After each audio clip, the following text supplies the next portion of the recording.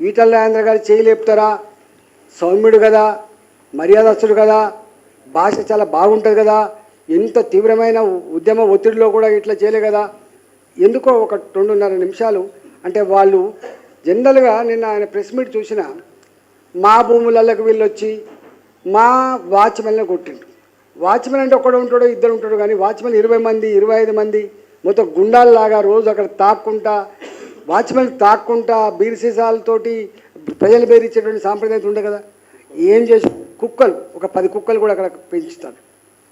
అక్కడ చూస్తే ఎంత భయానకమైన వాతావరణం ఉందంటే 20-25 మంది గుండాలు రోజు నిత్యం తాగుడు, చికెన్ మటన్తో తినుడు, అక్కడున్న మహిళల్ని అసభ్యంగా తిట్టుడు, బెదిరించుడు, మీరు ఇక్కడ పోకపోతే చంపేస్తామని చెప్పుడు, ఈనకపోతే రాత్రిపూట కుక్కలను వదిలిపెట్టుడు, ఇవన్నీ అక్కడ సర్వసాధారణంగా ఉన్నది. ఆ వీడియోలు మీరు ఒకసారి చూడండి, దాని తర్వాత నేను విషయం చెప్తాను. అరే అన్న మనోళ్ళందరికీ రమ్మని చెప్పు. వస్తున్నారా? అందరికీ రమ్మని చెప్పు. ఎవరికి రావాలని చెప్పాలి?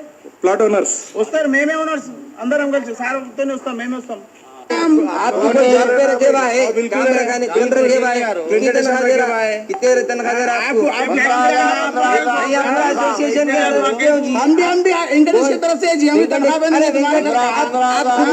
वेंकटेश की तरफ से आप वेंकटेश की तरफ से आप भी वेंकटेश, आप भी वेंकटेश की तरफ से आप भी वेंकटेश की तरफ से आप भी पूरे वेंकटेश की तरफ से आप लोग मैं पूरा एकशिला ओनर्स एसोसिएशन कैंसिल होगा 2 बार। अब कैंसिल हुआ, आपकी सोच है। रजिस्टर्ड नंबर है वहाँ पे, रजिस्टर्ड नंबर है वहाँ पे, पूरा वहाँ पे ऑफिस है पूरी एसोसिएशन की।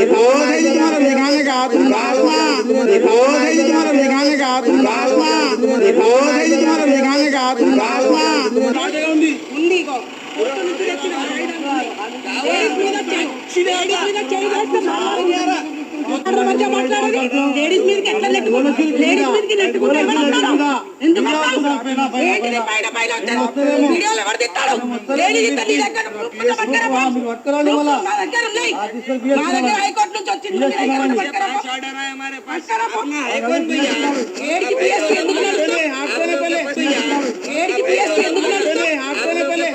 सर्वे नंबर क्या है? ये सर्वे नंबर क्या है आपके पास? ये सर्वे नंबर क्या है? ये सर्वे नंबर क्या है? आपको मालूम है? क्या है ये सर्वे नंबर? क्या लगता है बिट्टू?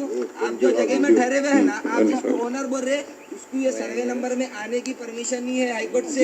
बताओ ना कहाँ है परमिशन? इधर आओ, उतरो। ले क्या तुम्हारा ऑर्डर? क्या ले क्या ऑर्डर है वो?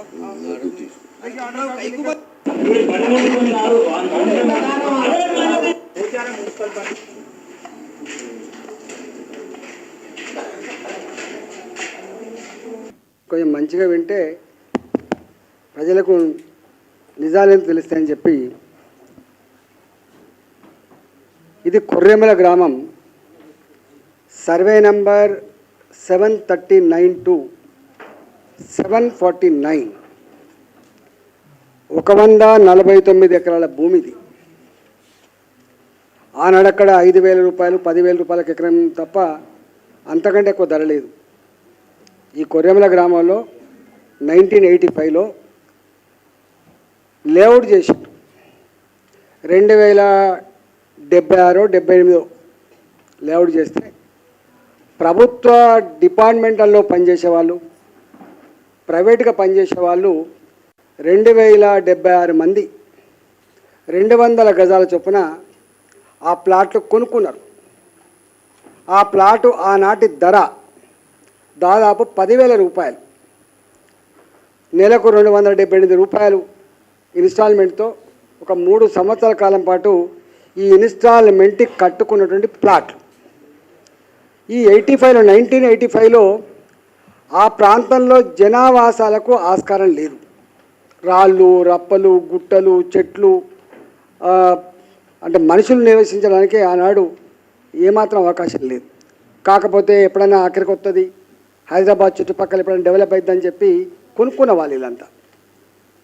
దీంట్లో 20 సంవత్సరాల కాలం పాటు ఏమీ లేదు, అంత మంచిగా సవ్యంగా జరిగింది. 1985 to 2005 వరకు కూడా ఎక్కడ కూడా ఏం ఇబ్బంది లేదు. మధ్యలో ఈ ఎంఏ రాజు, ఏ వెంకటేష్, ఏ విజయభాస్కర్, ఈ ముగ్గురు రియల్ ఎస్టేట్ వ్యాపారులు మీ భూములు అమ్మింది కదా, అది వట్టిగానే ఉంది కదా, మీరు మాకు సేల్ చేయండి, మేము చూసుకుంటాం అదంతా, ఒక్క ఇల్లు కూడా రాలేదు కదా అని చెప్పి ఆ ఓనర్ దగ్గరికి పోతే ఆ ఓనర్ కొడుకులో వీళ్ళకు మళ్ళీ ఒక సేల్ డీడ్ రాసింది. మొత్తం కాదు, కొద్దిపాటు, దాదాపు 47 ఎకరాల పైచిలకు రాసుకున్నారు.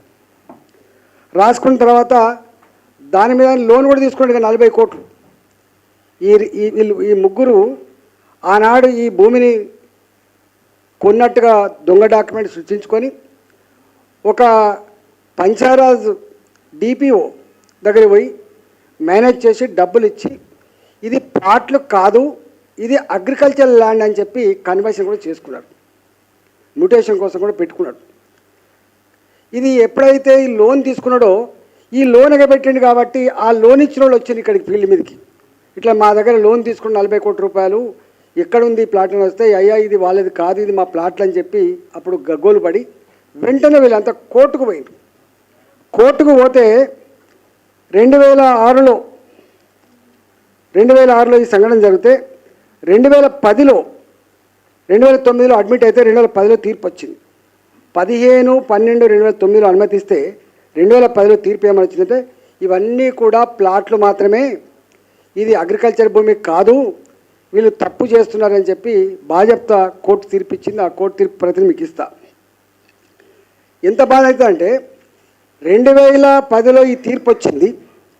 ఈయన కనుక ఈయన ఏం చేసింది ఇక్కడ, ఈ హర్ష కన్స్ట్రక్షన్ అంటూ అంటే వీళ్ళ కన్స్ట్రక్షన్ కంపెనీ హర్ష కన్స్ట్రక్షన్, వీళ్ళు ఏం చేసినారు, ప్లాట్లను భయపెట్టించి ఇది డిస్ప్యూటెడ్ ప్రాపర్టీ కింద పడ్డది, మాతో మీరు కొట్లాడలేరు, మీరు ఎక్కడెక్కడో ఉంటారు, మీకు మీ జాగ ఎక్కడుందో మీకు తెలియదు అని చెప్పి బ్లాక్మెయిల్ చేసి భయపెట్టించి అతి తక్కువ ధరకు అక్కడ ఒక 20,000 రూపాయలకు గజం ఉంటే 5,000 రూపాయలకో 3,000 రూపాయలకో వాళ్ళ దగ్గర నుంచి ఈ ప్లాట్ కొనే ప్రయత్నం చేసి. దీంట్లో ఉన్నటువంటి క్రక్స్ ఆఫ్ ద ఇష్యూ ఏంటంటే 1980 కానీ 85 కానీ 90 వరకు కొన్నటువంటి ప్లాట్లన్నీ కూడా 10,000 15,000కు సంబంధించినటువంటి ప్లాట్లే కాబట్టి, గంత వాల్యూ ఉన్నటువంటి ప్లాట్లే కాబట్టి ఎక్కడెక్కడో కొన్నారు. శ్రీకాకుళంలో ఉన్నారు కొంతమంది ఇతర రాష్ట్రాలు ఉన్నారు, కొంతమంది ఏమో కరీంనగర్ ఉన్నారు, కొంతమంది ఏమో ఎక్కడెక్కడో ఉన్నారు.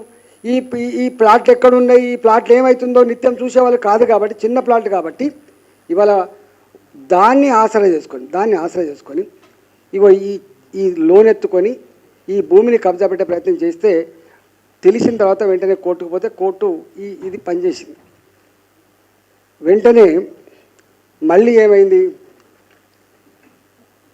47 ఎకరాల భూమి మళ్ళీ ఒకసారి, అంటే ఇది ఇట్లా ఉండగానే 2006-07లో ఇది అంతా కూడా దొంగ డాక్యుమెంట్ తెలిసినప్పటికి కూడా, 2010లో తీర్పు వచ్చినప్పటికి కూడా, వీడు మళ్ళీ ప్లాట్ కొన్నది తెలిసినప్పటికి కూడా మళ్ళీ రెవెన్యూ డిపార్ట్మెంట్లో కొంతమంది పట్టుకొని మళ్ళీ 47 ఎకరాల భూమి 47 ఎకర్స్ భూమి అని చెప్పి మళ్ళీసారి తీసుకున్నాడు. ఆ తదుపరి మొన్న రీసెంట్గా ధరణి వచ్చిన తర్వాత రీసెంట్గా ఏం చేసిండు, ఈ 47 ఎకరాలు పోయింది 9 ఎకరాల పైచీలు తెచ్చుకున్నారు. ఈ 47 ఎకరాలు కూడా మళ్ళీ కోర్టుకు పోయిండ్రు, కోర్టులో వాళ్ళకు అనుకూలంగా తీర్పు వచ్చింది. అంటే ఒక్క మాటలో చెప్పాలంటే ఇది ముమ్మాటికి వ్యవసాయ భూమి కాదు. నెంబర్ 1, ఇది ముమ్మాటికి 2,076 మంది పట్టాలు బాధ్యత కొనుక్కొని రిజిస్ట్రేషన్ చేసుకున్నది.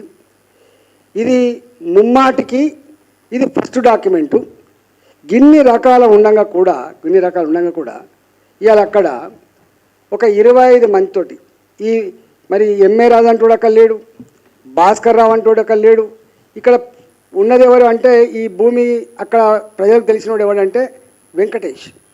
ఈ వెంకటేష్ రాయలసీమ నుంచి వచ్చినాడని చెప్పి అంటూ ఉన్నారు వాళ్ళు. ఈయన ఎక్కడి నుంచి వచ్చినా మాకు తెలియదు, కానీ గతంలో అనేక మందిని బెదిరించి కొంత ఎదురు తిరిగితే దెబ్బలు కొడితే రక్తపాతాలైనటువంటి ఆ ఫోటోగ్రాఫ్స్ కూడా మా దగ్గర ఉండే. అయితే మేమేమన్నామంటే, మేమన్నది కలెక్టర్ గారితో మాట్లాడినాం. కలెక్టర్ గారు గింత గ్లేరింగ్గా దుర్మార్గం జరుగుతూ ఉంటే, సిపి గారు గింత గ్లేరింగ్గా మీరు దుర్మార్గం జరుగుతూ ఉంటే ఎందుకు మీరు పట్టించుకోవట్లేదు